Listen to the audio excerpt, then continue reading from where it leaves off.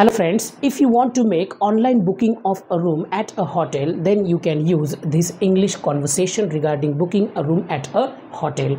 मित्रांनो, कधी-कधी आपल्याला समजा तुम्ही पुण्यामध्ये आहात आणि पुण्याहून तुम्हाला मुंबईमधली एखादी रूम बुक करायची आहे, एखाद्या हॉटेलची रूम बुक करायची आहे, ऑनलाईन बुकिंग करायचं आहे रूमचं आणि त्यासाठी जर समजा इंग्लिश यूज करायची असेल, तर ते इंग्लिश कॉन्व्हर्सेशन जे होतं रूम बुक करण्याच्या दरम्यान, ते इंग्लिश कॉन्व्हर्सेशन मी या ठिकाणी घेऊन आलो आहे मित्रांनो. बघा मित्रांनो, की इमॅजिन करायचं आहे आपल्याला, की यू म्हणजे तुम्ही, यू म्हणजे तुम्ही आणि तुम्हाला उत्तर देणार कोण? तर त्या हॉटेलमधली रिसेप्शनिस्ट. ओके, जो कोणी व्यक्ती असेल, मुलगा असेल, मुलगी असेल ती. आता सुरुवातीला काय म्हणायचं आहे, फॉर एक्झाम्पल की तुम्ही कॉल केलेला आहे, तर पहिला तुमचा जो काही डायलॉग आहे तो असा आहे, hello, is this hotel Rama international?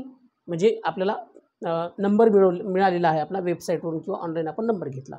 मग पहिला प्रश्न तुम्ही काय विचारणार, की hello, is this hotel Rama international? हे हॉटेल रामा इंटरनॅशनल आहे का? नेक्स्ट, आता रिसेप्शनिस्ट काय म्हणेल? येस सर, किंवा ती सुरुवातीला म्हणेल गुड मॉर्निंग, असं पण ती त्या पद्धतीने वेलकम करू शकते. Yes sir, how can I help you?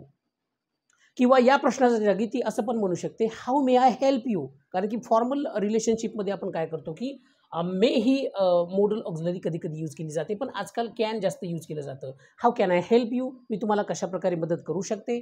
आता तुम्ही बघा, आय एम रवी पाटील. तुम्ही तुमचं नाव सांगायचं, आय एम रवी पाटील, आणि कुठून बोलत आहात? I am Ravi Patil speaking from Pune. Okay, किंवा this is Ravi Patil speaking from Pune. मी रवी पाटील आहे आणि मी पुण्याहून बोलत आहे. मी पुण्याहून बोलत आहे, full stop. Actually I want to book a room at your hotel. मला ना तुमच्या हॉटेलमध्ये एक रूम बुक करायची आहे. Okay, right now I am in Pune, but I want to book a room at your hotel. आता पहा, रिसेप्शनिस्ट काय म्हणेल? Sure sir. Why not sir? Sure sir. आता ती प्रश्न असा विचारेल तुम्हाला, do you want a single room?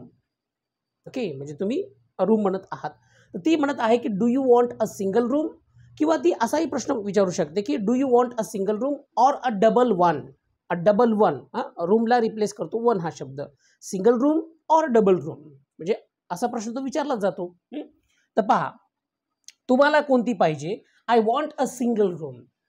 I want a single room. आणि जर डबल पाहिजे असेल तर तुम्ही असं पण म्हणू शकता की I want a double room. मला डबल रूम पाहिजे आहे. Okay, next, receptionist. Okay sir, how many days are you going to stay at the hotel?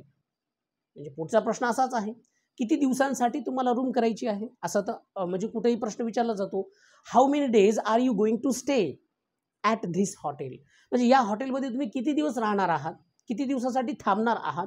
Okay, असा ती क्वेश्चन तुम्हाला विचारू शकते. आता तुमचं आन्सर त्यासाठी काय आहे? म्हणजे तुम्ही काय म्हणणार आहात? तुम्ही I am going to stay अशी पण सुरुवात करू शकता, किंवा असं म्हणू शकता, I will stay there for 2 days. मी त्या ठिकाणी ना 2 दिवस थांबणार आहे किंवा 2 दिवस थांबेल.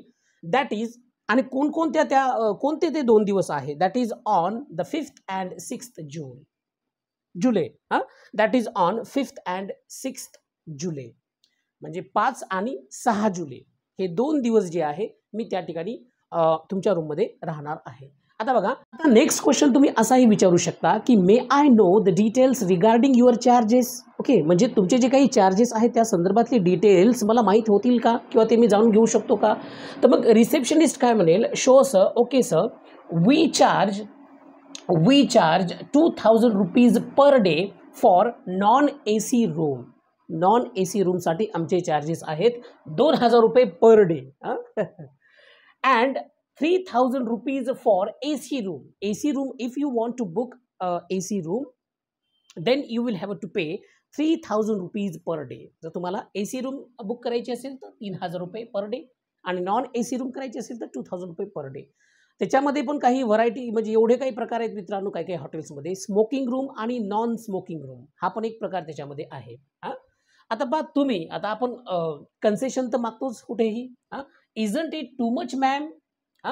हे जास्त नाही होत का मॅम? ओके, म्हणजे ताज हॉटेलमध्ये बुकिंग नाही करते, ताज हॉटेलमध्ये तर खूप आहे, पण एक फनचा भाग म्हणून isn't it too much ma'am, हे जास्त होत नाही का ma'am? Would you please give me some concession? तुम्हाला जर कन्सेशन कुणाला मागायचं असेल तर हा प्रश्न म्हणजे यूज करा. Would you please give me some concession, मला थोडं तुम्ही कन्सेशन द्याल का प्लीज, असं रिक्वेस्ट आहे. आता रिसेप्शनिस्ट काय म्हणेल, sorry sir the charges are reasonable, जे काही चार्जेस आहेत ते खूप रिझनेबल आहेत मुंबईसारख्या ठिकाणी. ओके, याच रेटमध्ये तुम्हाला रूम मिळणार. यू इज इट सो, असं का?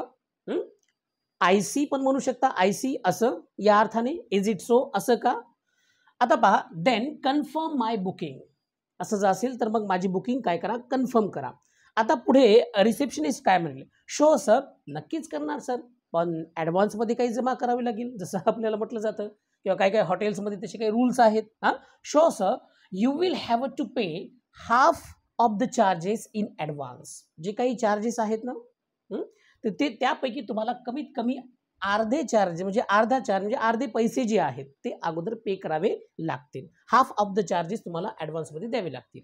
मग ते द्यायचे कसे, त्याच्यात आणखीन एक प्रश्न क्रिएट होऊ शकतो मित्रांनो, की तुम्ही असा प्रश्न विचारू शकता लगेच तिने हे बोलल्यानंतर, की how may I pay the charges, म्हणजे चार्जेस जे आहे ते मी कशा प्रकारे पे करू शकतो. ओके, आता पहा, व्हिजिट आवर वेबसाईट, जी काही वेबसाईट आहे मेन्शन केलेली ती तिला भेट द्या, अँड पे द चार्जेस, आणि चार्जेस पे करा. You will get a confirmation message once you pay the charges. You will get a confirmation message once you pay the charges, म्हणजे ऑनलाईन जर तुम्ही पे केलं तर लगेच तुम्हाला कन्फर्मेशनचा मेसेज येईल की तुमची बुकिंग जी आहे ती करण्यात आलेली आहे. ओके, आता पहा, you okay ma'am, thank you ma'am. आता हे झाल्यानंतर तुम्ही काय म्हणाल, थँक्यू मॅम, आणि ती रिसेप्शनिस्ट म्हणेल you are most welcome, welcome sir, have a nice day sir. Okay, म्हणजे त्यांच्या स्टाईलमध्ये ती काय करेल, उत्तर देईल. तर अशा प्रकारे मित्रांनो, महाराष्ट्रामध्ये तुम्हाला प्रॉब्लेम येणार नाही, पण महाराष्ट्रामध्ये सुद्धा काही काही सिटीजमध्ये काही काही रिसेप्शनिस्ट जे आहेत ते इंग्लिश यूज करतात. मग त्या ठिकाणी तुम्हाला हे जमलं पाहिजे, की नेमकं रूम बुक करताना बऱ्याच जणांना प्रॉब्लेम येतो, खास करून जर तुम्ही साऊथ इंडियामध्ये जर गेलात, ओके, ज्या ठिकाणी समजा चेन्नई आहे किंवा हैदराबादसारख्या ठिकाणी, ज्या ठिकाणी जास्त प्रमाणात इंग्लिश यूज केली जाते, केरळ आहे, ओके, कर्नाटक आहे, अशा ठिकाणी जर तुम्ही जात असाल तर त्या ठिकाणी तुम्हाला हे जे कॉन्व्हर्सेशन आहे झालेलं याचा नक्कीच यूज होईल. ओके स्टुडंट्स, आता जर तुम्हाला एखादी रूम बुक करायची असेल आता जर तुम्हाला एखादी रूम बुक करायची असेल तर या पद्धतीने क्वेश्चन विचारा, इंग्लिशमध्येच विचारा, वाचून विचारा, आणि समोरून काय आन्सर येतं ते बघा. Thank you very much, have a nice day.